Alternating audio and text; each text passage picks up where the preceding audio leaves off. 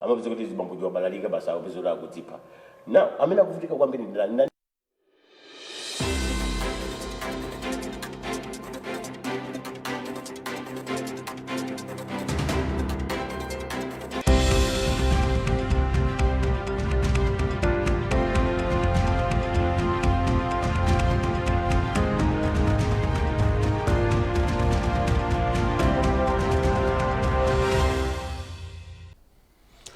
mawa wabwino walero lachisanu ndipo ndi nthawi ya nkhani kuno ku MBC. Muli ndi ine Blessings Chileuka. Poyamba mitu ya nkhani zathu. Mtsogoleri wa dziko lino Dr. Lazarus Chakwera wasayinira kukhala malamulo mabiro asanu omwe nyumba ya malamulo inavomereza miyezi yapitayi. Mkulu wa zamalamulo Athabo Chakaka Nyirenda watapempha bwalo la apilo kuti liyambe layimitsa chigamulo cha High Court chochotsa pa udindo Brigadier General Charles Kalumo ngati mkulu wa nthambi ya immigration. Mu nkhani za masewero, timu ya mpira wa miyendo ya dziko lino ya Flames yagonjetsa Sao Tome ndi zigoli 3-1 mu mpikisano olimbirana chikho cha pa dziko lonse.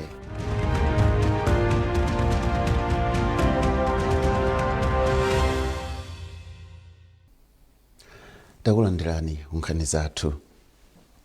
Mtsogoleri wa dziko lino Dr. Lazarus Chakwera wasayinira mabiro asanu omwe nyumba ya malamulo inavomereza miyezi yapitayi. Ena mwa mabirowa ndi ololeza boma kubwereka ndalama zowonjezera kuchokera ku NBS komanso National Bank zothandiza kupopa madzi kuchoka ku Salima kupititsa mu mzinda wa Lilongwe. Ina ndi yoteteza ufulu wa anthu achikulire, yolimbikitsa mphamvu za magetsi komanso ina yokonzanso lamulo lolimbikitsa chilungamo pochita malonda ya Competition and Fair Trading. Dr. Chakwera wasayiniranso bilu yoona nkhani za maphunziro ya Legal Education and Legal Practitioners. Komabe Dr. Chakwera sanasayine bilu ina yomwe aphungu anavomereza kusintha malamulo oona nkhani ya mbewu ya chamba ya Cannabis Regulation. Lamuloli aphunguwa amafuna kuti boma lilole anthu kuyamba kulima mbewu ya chamba cha mtundu omwe padakali pano uli oletsedwa mdziko muno.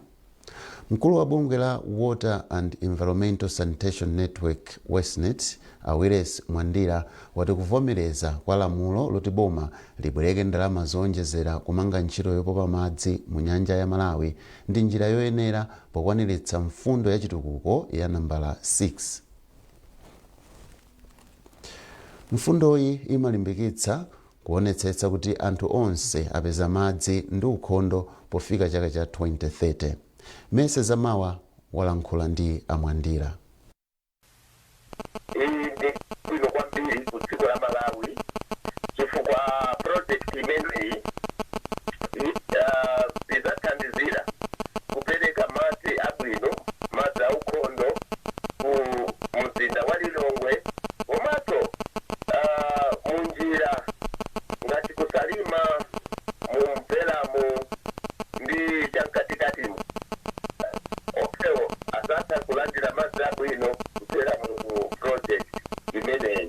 Komanso project imeneyi ndi yaikulu ndithu yonera kuti ikhoza kupereka madzi mzinda wa Lilongwe komanso kupyola mzinda wa Lilongwe kupikiranso madera ena.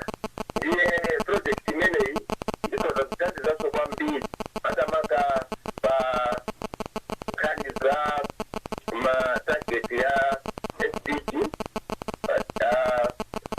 6 kuti Malawi wina aliyense akapezeke kuti ali ndi madzi abwino komanso madziwo akuwatunga pafupi, akuwapeza pafupi ndiye nyumba yake. So project imeneyi ithandizire ndithu kwambiri pa nkhani imeneyi.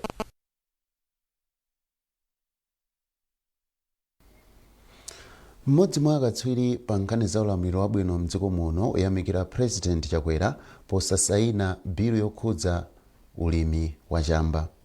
Biluyi yomwe inavomerezedwa mu nyumba ya malamulo kumayambiriro a chaka chino imafuna kuloleza ulimi wa chamba mdziko muno ndi cholinga chogulitsa m'misika ya kuno ku Malawi komanso maiko akunja. Katswiriyu Undule Mwakasungula wati izi zikuonetsa kuti President Chakwera amamva maganizo a Malawi. Amakasungula akufotokoza.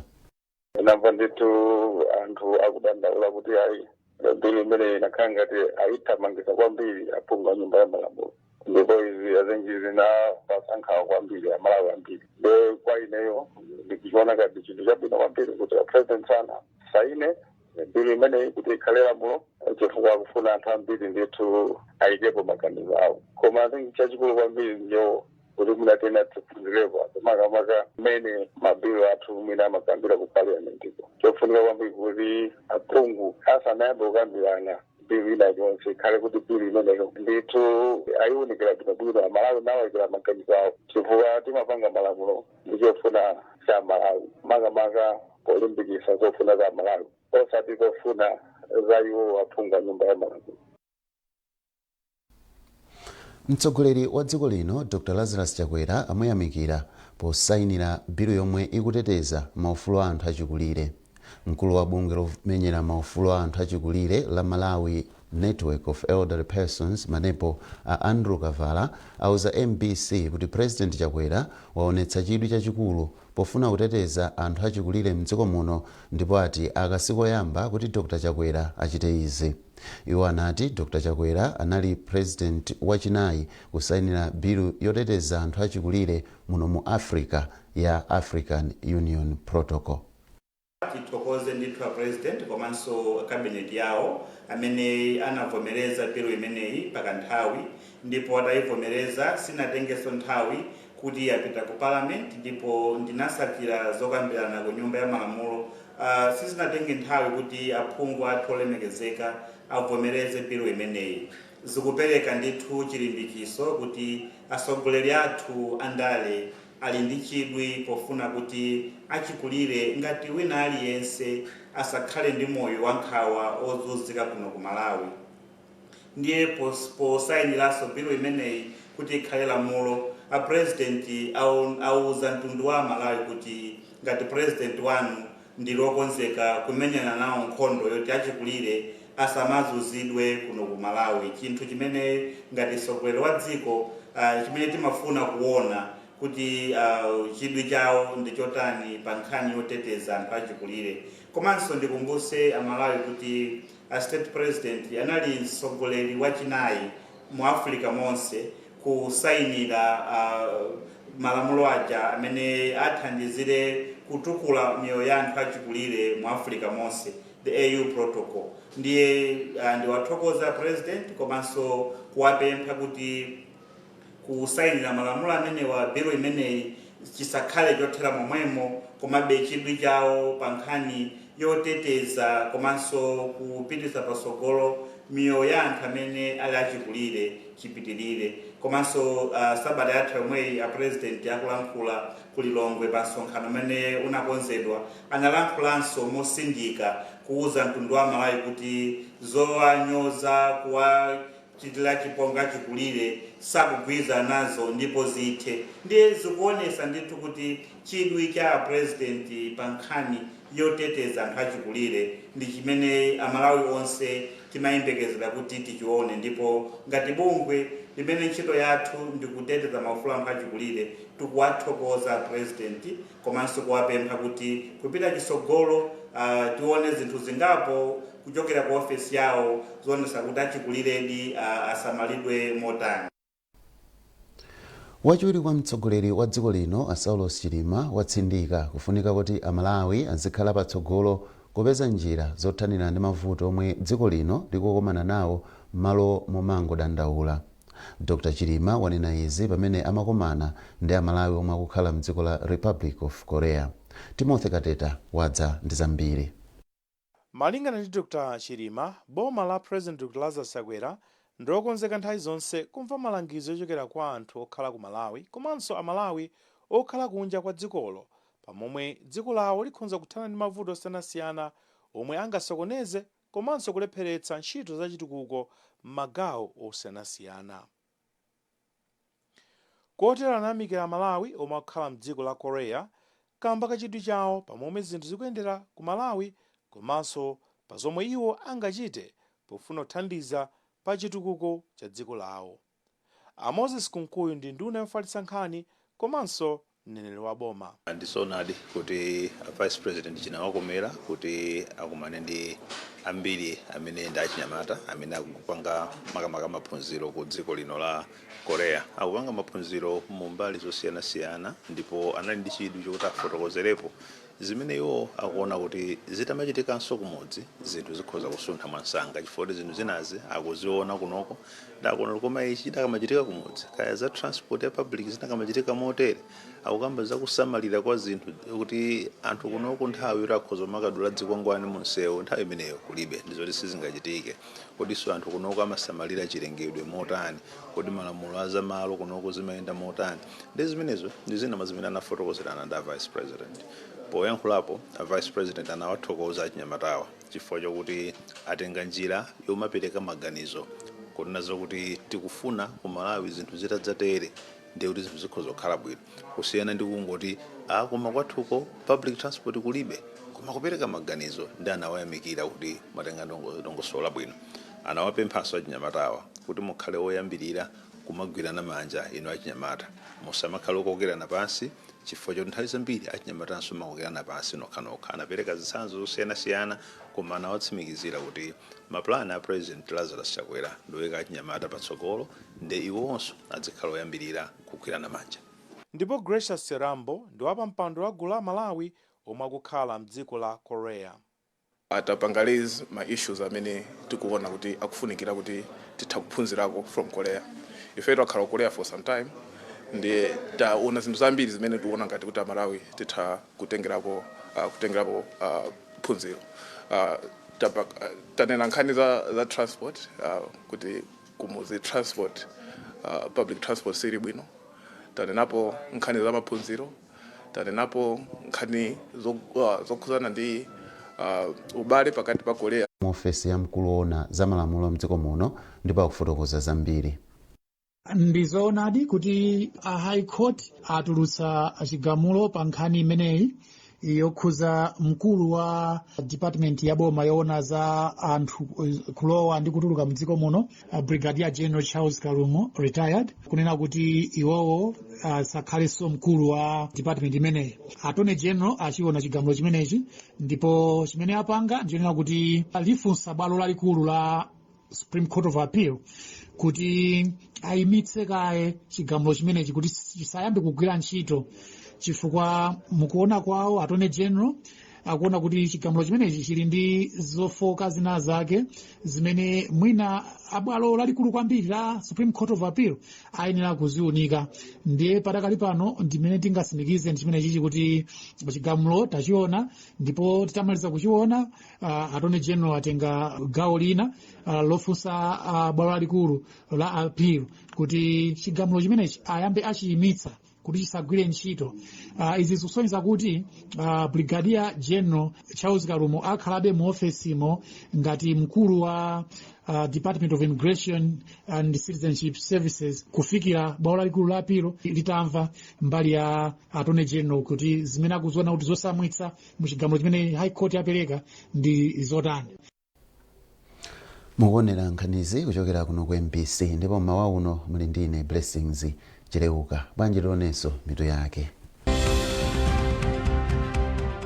Mtsogoleri wa dziko lino Dr. Lazarus Chakwera wasayinira kukhala malamulo mabiro asanu omwe nyumba ya malamulo inavomereza miyezi yapitayi.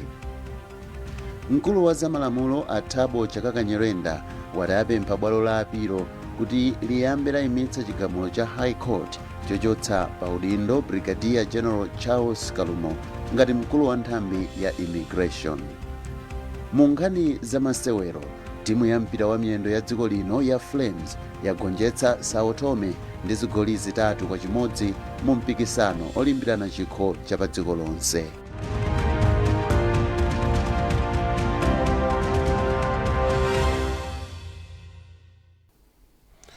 Takulandiraninso ku gawo lachiwiri la nkhanizi. Anthu okhala mboma la Lilongwe ayamikira boma pa ganizo lake loyamba kukonzanso njanji yapakati pa Nkaya ku Balaka kufika ku Kanengo mu Lilongwe. Anthuwa omwe amachita malonda mbali mwa njanjiyi ati kukonzanso kwa njanjiyi kuthandiza kutukula ntchito za chuma madera omwe njanjiyi yadutsa. Padakali pano iwo ati ndiokonzeka kusuntha mbali mwa njanjiyi kuti kampani ya SIA iyambe ntchitoyi. Beatrice Mwape wadza ndi ripoti. Chithunzithunzi cha momwe moyo unalili pomwe sitima inkayenda chikadalipobe kwa Simbani Kazembe. Iwo amakhala m'mudzi wa Chapukwa omwe uli m'mbali mwa njanji kwatiye Kabudula ku Lilongwe, ndipo akuti sitima inali yodalirika pa mayendedwe. Umu ndi mmene njanji zambiri zilili mdziko muno. Malingana ndi anthu akuno, kufikira mzaka za 1994 komanso 1995 anala kugwiritsabe ntchito njanji makamaka pa nkhani ya mayendedwe komanso kutenga katundu osiyanasiyana wa business amene amathandiza pa moyo wawo. Koma kufika mchaka cha 1997 zonse zinasiyika ndipo malowa adangokhala kuti ndi malo basi, ndipo mayendedwe anayamba kuvuta komanso mabusiness anavutanso. Pali chiyembekezo kuti njanji akayikonza sitima ikamba kuyenda ndiye kuti zinthu zibwereranso mene zinalili pakale nthawi imeneyo. Malinga ndi Akazembe, kusiya kuyenda kwa sitima kunasokoneza chitukuko cha madera ozungulira komanso ntchito za chuma. Panopa palibe phindu lililonse limene tikuonako kusiyana ndi nthawi imene timagwiritsa ntchito njanji. Nthawi imene kunali zinthu zosangalatsa kwambiri, business inalipo koma lero business palibe. Iwo ndi mmodzi mwa anthu omwe anakhudzika kwambiri ndi kusiya kuyenda kwa sitima. Ichi n'chifukwa chake boma pamodzi ndi kampani ya njanji ya SIA yayamba ntchito yokonzanso njanjiyi kuchokera ku Nkaya m'boma la Balaka kupita ku Kanengo podzera mkati mwa Lilongwe. Izi zabweretsa chimwemwe pakati pa anthu omwe amakhala madera omwe njanjiyi yadutsa monga ku area 50. Ndikuyendakira ndi mtima wonse ndipo nzabwino zitatero dziko ndikulabwerera chikale.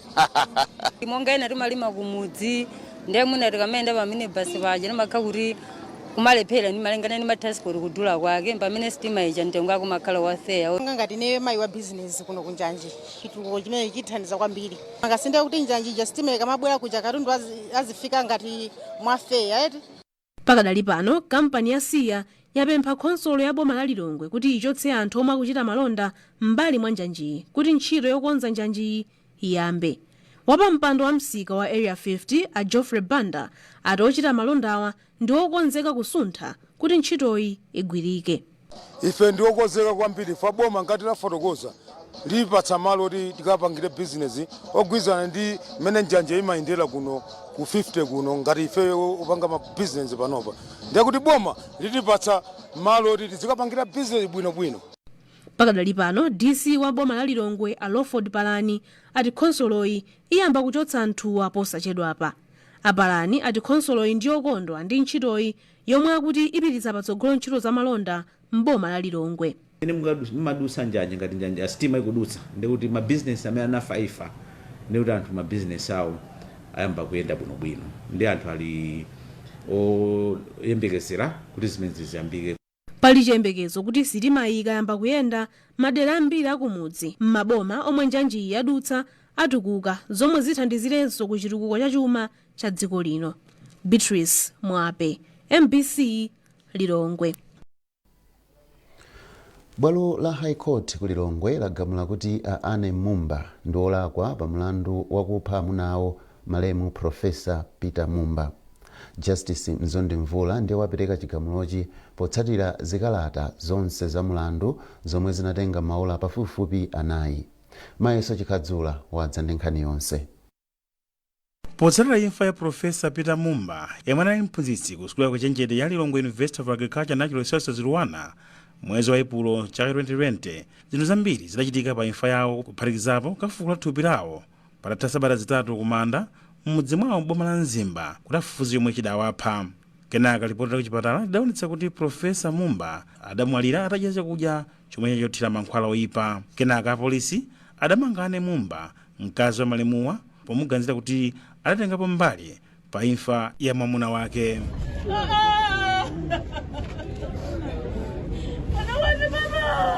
Popereka chigamulo, Justice Mzondi Mvula anapeza zinthu zina zomwe nkuphatikizapo kunyalanyaza komwe akazi adaonetsa amunawo akudwala komanso atamwalira. Mwazina Justice Mvula anati kutenga nthawi yayitali osapita kuchipatala ndi amunawo komanso kuyimba foni kuyitanitsa ambulance choyera kubunda m'malo mogwiritsa ntchito galimoto zawo zapakhomo zinali zina zomwe anaziona zolakwika. Justice Mvula anatinso zomwe adachita Anne Mumba pochoka kumudzi kwa mayi mwamuna awo atangoyika maliro tsiku lomwero, komanso kukatenga ndalama za malemu ku ntchito osadziwitsa achibale ndi zina zomati zikungonetsa poyera kuti iwowa ali ndi chidwi kwambiri pa ndalama osati amuna awo.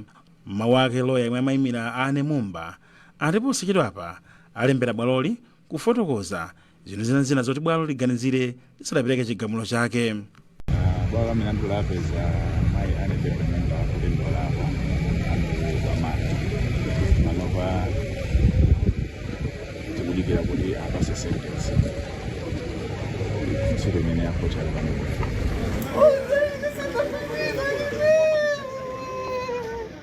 Padali pano Anne Mumba awatengera ku ndende ya amayi yakachere ku Lilongwe komwe akadikirire chigamulo chawo pa 25 July 2024. Mayeso Chikhadzula, MBC Lilongwe. Patangopita miyezi itatu yokha kuchokera pomwe wireless ya MBC inaulutsa nkhani ya mayi Irene Tembo aku Blantyre omwe anapuma pa ntchito ngati namwino zaka zambuyomo, anthu akufuna kwabwino abwera poyera ndi kugulira mayiwa nyumba komanso kuwayambitsira bizinesi mwa zina. Charles Chindongo wadza ndi zambiri mu ripoti ili lomwe mwezi wa Marichi chaka chino mayiwa omwe anapuma pa ntchito ngati namwino ndipo amakhala kwa Amanase mu mzinda wa Blantyre anapempha makampani, mabungwe komanso anthu akufuna kwabwino kuti awathandize kudzera mu programu ya Reach Out and Touch yomwe imaulutsidwa pa MBC. Iwowa anawapeza ndi nthenda ya shuga m'mbuyomu zomwe zinachititsa kuti miyendo yawo yonse iwiri ayidule. Mwazina, iwo auza MBC kuti nthendayi yabweretsa umphawi wadzaoneni pa moyo wawo wa tsiku ndi tsiku ndipo nthawi zambiri amadalira thandizo lochokera kwa anthu akufuna kwabwino komanso zopatsidwa. MBC itakayendera mayiwa omwe anali namwino pa chipatala cha gulupu ku Blantyre, tinapeza kuti mayiwa omwe ali ndi zaka pafupifupi 70 tsopano akukhala mu nyumba yosatha namondwe wa Friday yemwe anadutsa mdziko muno chaka chatha ataononga mbali ina. Ine saname na mwedo Cyclone Fred anandipweteka kwambiri. Anandipweteka chifukwa chani? Zinthu zanga zambiri zidaonongeka. Tsiku mene ni mapanga sausage hapo. Tapanga sausage, machina sausage mota chana zisiyapo. Kupezeka noti Cyclone Fred ichipo kugwa chidaphwanya ucheni machina angachi. Ndidali ndi plasma yanga pamenepo. Chidaphwanyika. Aida tatenga so Joyce takatenga chipasi cha tsala. Chidaphwanyika. Nenzi radio yanga 5 CD change ya Panasonic inathera pompo. Cyclone Fred fridge ya mankwala idathera pompo. Basa sakupita kudutsa kwa tsiku 24 hours. Ngabe zikono katundu wanga yes valo kujeni yanga. Kidapita. Poyankhula ndi MBC atachereza mayi Irene Tembo ku nyumba kwawo mu mzinda wa Blantyre, mkulu wa sukulu ya ukachenjede ya Malawi University of Science and Technology MUST, Professor Adres Malata anati anthu akufuna kwabwino apezeka ndipo agulira mayi Tembo nyumba. Trifoni Mpenganjira anavomera kuti tichite nawo partner titafotokozera ananotaya ine ndikuthandizana ndiye ine ndazizanga ena komanso bambo Douglas Kamwendo amene anapereka cement 50 bucks iwo amatenga timuthe kumanga nyumba muyambe kumanga nyumba koma titakambirana ndi mayi Mpenganjira tinaona kuti kumanga nyumba kuti vota ndiye tinafuna nyumba yoti munthu amamanga koma ukanika kumaliza ndiye tinayipeza kuchileka. Koma mapadera ndithokoza amene achitana ne partner mayi Mpenganjira ndipo Friday anena kuti abwera komanso bambo Zambezi amene ndaloya foti kugula nyumba tinene kukhande mapepala Azambezi anangodzipereka musati charge. Professor Malata komanso mayi Trifonia Mpenganjira ndi ena mwa anthu omwe akutsogolera anthu akufuna kwabwino pa ntchitoyi. Anthuwa akuyembekezeka kukapereka mphatso ya nyumbayi kwa mayi Tembo yomwe agula kwa achatha kuchileka m'boma la Blantyre. Mu nkhani za malonda, kampani ya mphamvu za magetsi ya Energy Generation Company Egenco yatsimikizira ochita malonda ndi ntchito za mafakitale kuti iwo aonetsetsa kuti mphamvu za magetsi zilipo zokwanira. mneneri wa ejenko Moses Gwaza anena izi pa nthawi yomwe boma likuchilimika pa ntchito yokopa kampani zoti zikhazikitse ntchito za malonda mdziko muno. Erin Chimoyo wadza ndi zambiri. Pomwe boma likulimbikitsa ndondomeko ya ATM yomwe ikupititsa patsogolo ntchito za ulimi zokopa alendo komanso za migodi, nthambi zina za boma zili pakalikiliki kulimbikitsa magawo omwe angatenge pokwaniritsa ndondomekoyi. Kwa nthawi yayitali akuluakulu ochita malonda akhala akudandaula kuti kuchepa kwa mphamvu ya magetsi kukubwezeretsa mbuyo ntchito za mafakitale kotero kuti pakufunika kuyika chidwi potukula ntchito zopanga magetsi. Poyankhula ndi MBC, mneneri wa kampani ya ejenko Moses Gwaza ati iwo akudziwa zakufunika kwa mphamvu ya magetsi yochuluka pa chitukuko cha mafakitale. Gwaza wati akuunika njira zina zopangira mphamvu za magetsi kupatula kutapa madzi ammatiti ndi cholinga chowonjezera mphamvuzi. Pakadali pano boma layambapo zina mwa ntchito zothandizira kukwaniritsa ndondomeko ya ATM makamaka ku unduna wa zamigodi komanso ulimi zomwe zili ndi kuthekera kokopa kampani za malonda zosiyanasiyana.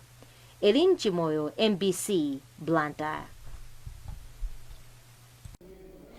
Ndipo mu nkhani za masewero, timu ya dziko lino ya masewero a mpira wa miyendo yagonjetsa Sao Tome 3-1 mu masewero a mugulu H odzigulira malo mu mpikisano wa dziko lonse pa bwalo la Bingu National ku Lilongwe.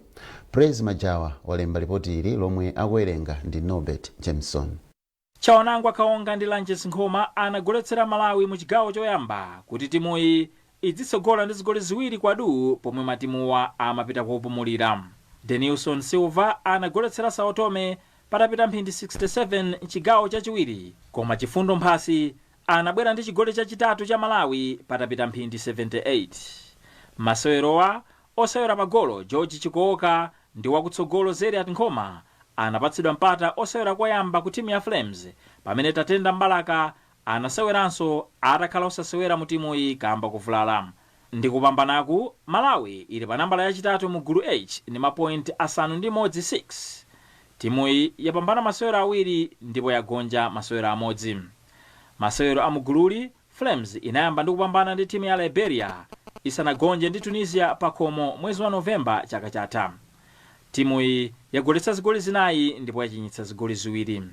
Tunisia ikutsogola mugululi ndi mapoint asanu ndi anayi 9, pamene Namibia ili pa nambala yachiwiri ndi mapoint asanu ndi awiri 7. Masewero ake otsatira Malawi isewera ndi Equatorial Guinea lolemba likudzali mu mzinda wa Malabo. Ndipo pomaliza nkhanizi na insomitu yake. Mtsogoleri wa dziko lino Dr. Lazarus Chakwera wasainira kukhala malamulo mabiro asanu omwe nyumba ya malamulo inavomereza miyezi yapitayi.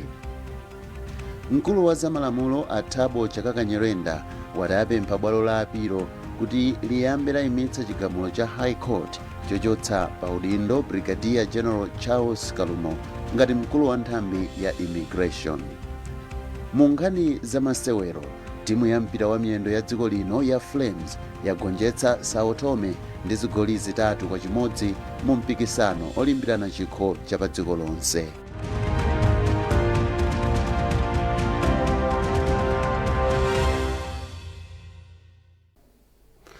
Munali ndine Blessings Chileuka, mwakoma nonse.